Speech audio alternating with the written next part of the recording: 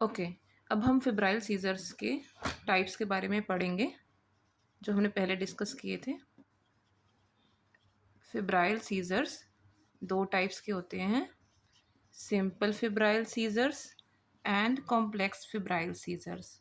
जो simple febrile seizures होते हैं वो होते हैं 15 मिनट से कम ड्यूरेशन के, और वो 24 आवर्स में मैक्सिमम एक बार होते हैं।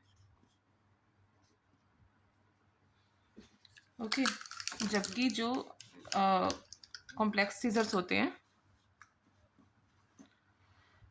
ये मोर देन 15 मिनट्स ड्यूरेशन के होते हैं and they can recur within 24 hours.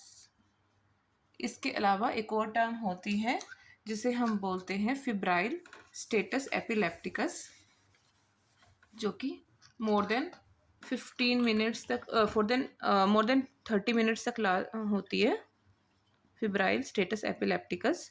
जब भी किसी बच्चे को फिब्राइल स्टेटस एपिलेप्टिकस होगा, we will treat him on the line of normal status epilepticus. All right, so ये थे इसके types.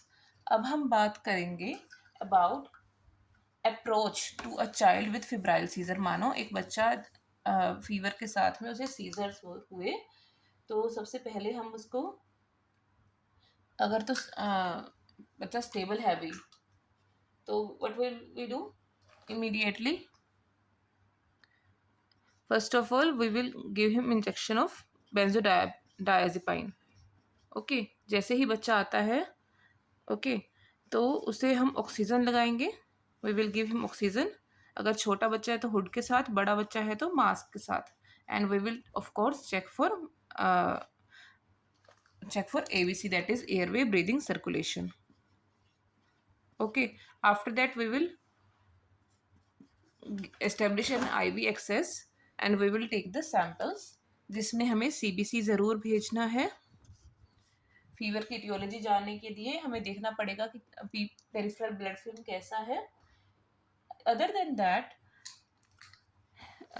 according to the guidelines, it is not always necessary to send biochemical investigations like electrolytes, like LFT, RFT, CRP, etc. for this.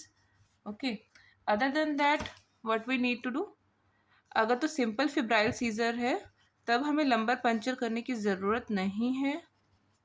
But if it is a complex febrile seizure or febrile status epilepticus, then we need to perform this lumbar puncture.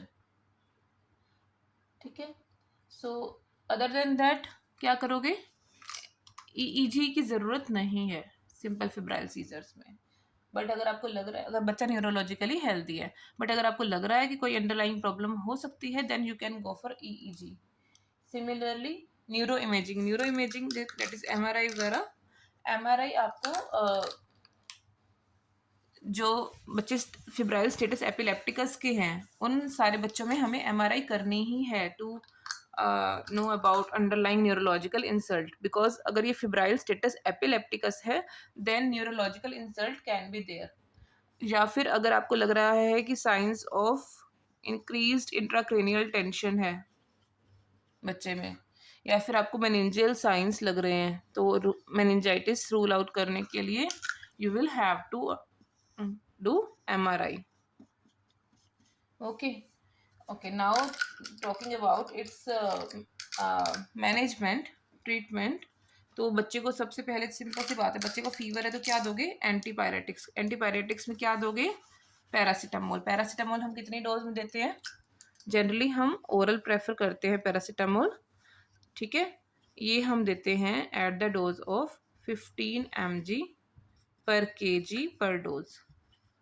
Okay, first तो आप दोगे oral paracetamol. ठीक है, इसके बाद आप क्या दे सकते हैं इसको एक्यूट मैनेजमेंट के लिए? जैसे मैंने बताया, एयरवे ब्रीदिंग सर्कुलेशन हमें मेंटेन करनी है, तो हम इसको इसके अलावा हम क्या करेंगे? अगर सीजर्स आ रहे हैं तो हम इसको बेंजोडाइजेपाइन, जैसे कि मैंने बताया, वो देंगे। बेंजोडाइजेपाइन मोस्टली हम प्रेफर करते हैं मिडाजोलाम, इंजेक्शन मिडाजोलाम। कितनी डोज में?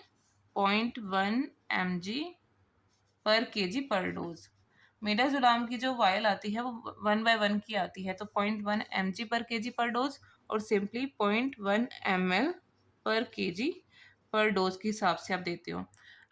एक बार आप देते हो, अगर नहीं कंट्रोल आता है आप दोबारा दे सकते हो, तो टोटल आप 3 बार इसको दे सकते हो।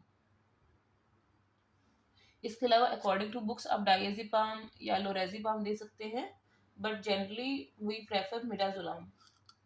मिडाजोलाम कॉजेज हमें इस दौरान हमें बच्चे के वाइटल्स भी ध्यान रखने हैं, बिकॉज जो बेंजोडाइजेपाइंस हैं they can cause respiratory depression also, they can cause respiratory depression, तो हमें उस चीज़ का भी ध्यान रखना है। इसके अलावा व्हाट वी विल डू,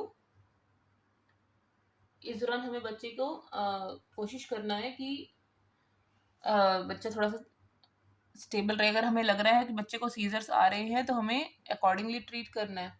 और अब मान लो, इसके अलावा एक चीज़ और हमेशा ध्यान रखो, अब मान लो आपने बच्चे को ये दे के और थोड़ा सा स्टेबल करके, if they want to go you can send them home, okay. And अगर किसी बच्चे को घर पे मान लो इस तरह से फिब्राइल सीजर हुए, बच्चे को फीवर है और सीजर्स आए, तो क्या करना है, पेरेंट्स क्या करें उस टाइम पे? इमीडिएटली फर्स्ट एड क्या होनी चाहिए, बिकॉज यहाँ पे तो आप ले आओगे, लेकिन अगर किसी बच्चे को घर पे जब सीजर्स हुए हैं तो पेरेंट्स शुड नो कि what to do. First of all just stay calm, okay, and just put the baby in the left lateral decubitus position। बच्चे को लेफ्ट लेटरल डिक्यूबिटस पोजीशन में रखो और ड्यूरेशन नोट करो सीजर्स की। अगर तो लेस देन 15 मिनट्स है then need not worry much, okay, but अगर ये मोर देन 15 मिनट्स है then you need to come to hospital. Other than that हम एज अ प्रोफाइलैक्सिस क्या कर सकते हैं, इंटरमिटेंट प्रोफाइलैक्सिस के तौर पे sometimes we can give intermittent prophylaxis. Basically हमें देना क्यों है, जब बच्चे को रिकरेंट सीजर्स हो रहे हैं, मतलब कि हर महीने 2 महीने में, ठीक है, मतलब इसे या फिर कह लो सिंपली 6 मंथ्स में मोर देन 3 टाइम्स हो गए, तो पेरेंट्स के पास में इंटरमिटेंट प्रोफाइलैक्सिस का कुछ होना चाहिए। तो उसके लिए you can give intermittent clobazam therapy, okay. Clobazam acts rapidly,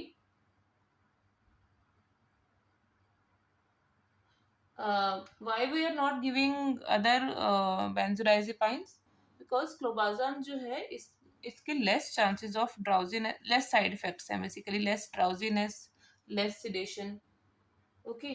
सो अगर हमें ये देनी है तो हम कितने देंगे, 1 mg पर kg per day in 2 divided doses, माने तो 0.5 mg पर kg पर डोज, ठीक है।